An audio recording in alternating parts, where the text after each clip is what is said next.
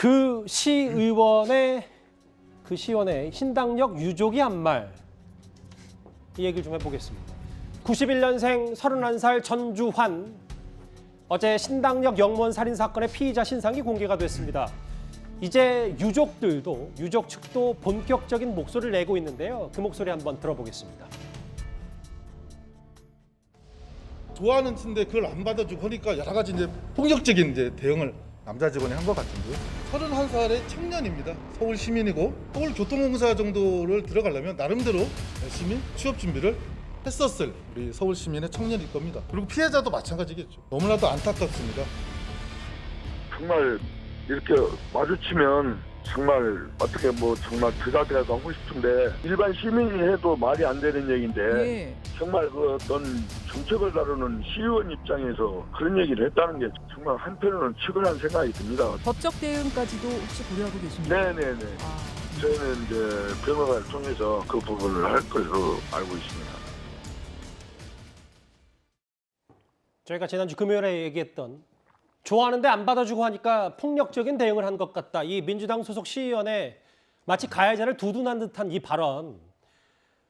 유족이 법적 대응까지 고려해야 된다고 하는데 사실 민주당 내부의 무슨 징계와는 별개로 이런 부분까지 유족들이 충분히 검토할 만한 내용 아닙니까? 검토할 만한 내용이죠. 유가족 입장에서 얼마나 화가 나겠어요. 어떻게 저런 말을 할 수 있습니까? 지금이 어느 시대인데 저런 말을 해요.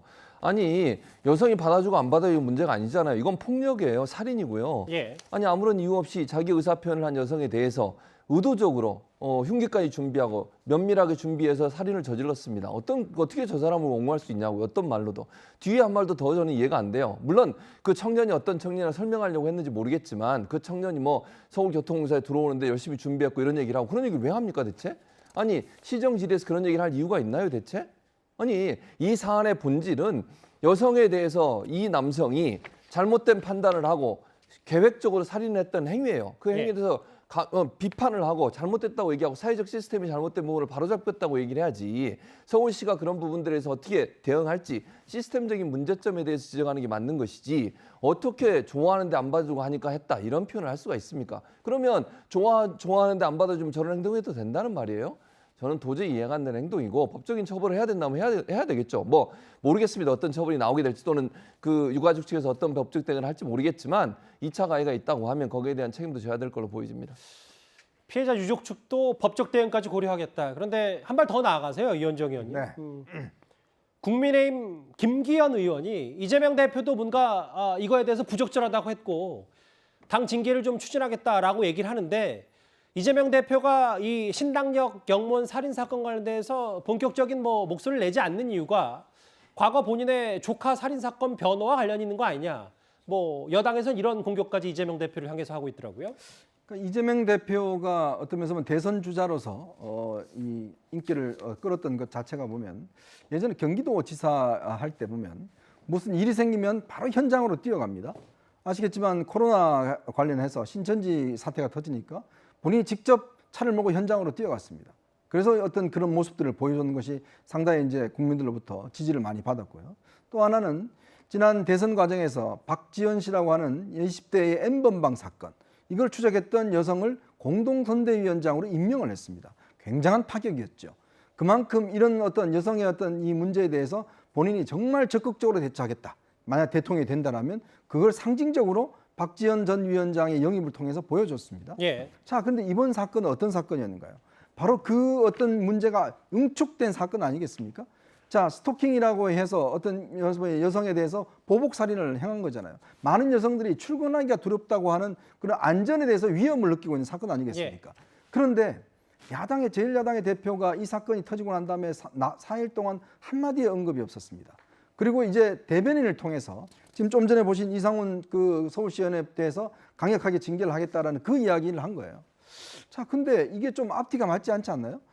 이재명 대표는 대선 후보 시절 이런 문제에 대해서 굉장히 적극적으로 이야기를 하려고 했는데 문제는 이런 사건이 터졌는데 왜 4일 동안 아무 이야기를 하지 않죠? 민주당도 이 문제에 대해서 그렇게 썩 적극적인 이야기는 나오지 않는 것 물론 같습니다. 뭐 다 민주당이 적극적인 얘기를 안 한다고 해서 일반화할 수는 없습니다. 예. 자, 그렇다면 정당이 예를 들어서 이런 문제가 생겼다고 그러면 당대표가 먼저 나서서 이런 대책을 하고 국민들의 어떤 두려움을 극복해 주기 위한 노력을 해야 될 텐데, 그러니까 지금 김기현 의원 이야기하듯이 본인이 예전에 변호사 시절에 자신의 조카가 이 비슷한 사건을 일으켰습니다. 일가족을 상당히 어떤 면에서 보면 이 살해한 사건이 있었어요. 거기에 1, 2심 변호인을 했거든요. 그러면서 당시에 데이트 폭력이라고 본인이 주장을 했습니다. 당시에 지금 유족이 이 관련돼서 명예훼손으로 고발된 사건이 또 알겠습니다. 재판이 진행 중입니다. 뭐 정치권 얘기보다 일단 사건 수사 정황에 한번 집중을 해보면 승재현 의원님. 네. 얼마나 계획범죄 혐의를 드러나는 정황들이 속속 나오고 있는 게 바로 이 가해자 피의자 전주환의 양면 점퍼 이게 좀 주목을 받고 있더라고요.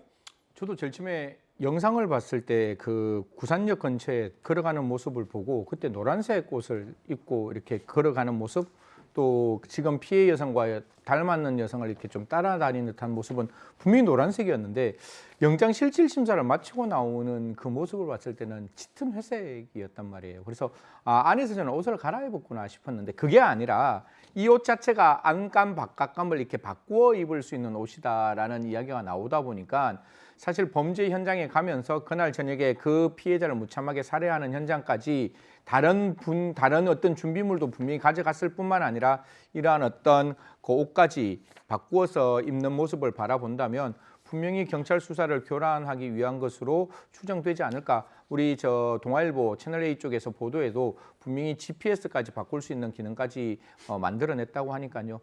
분명히 경찰에서는 분명히 이러한 어떤 치밀한 계획이 있었는지를 살펴봐야 되지 않을까 그렇게 생각합니다. 양면 점퍼의 그 계획 살인 정황까지 이 얘기까지 하나하나 정치권 소식까지 만나봤습니다.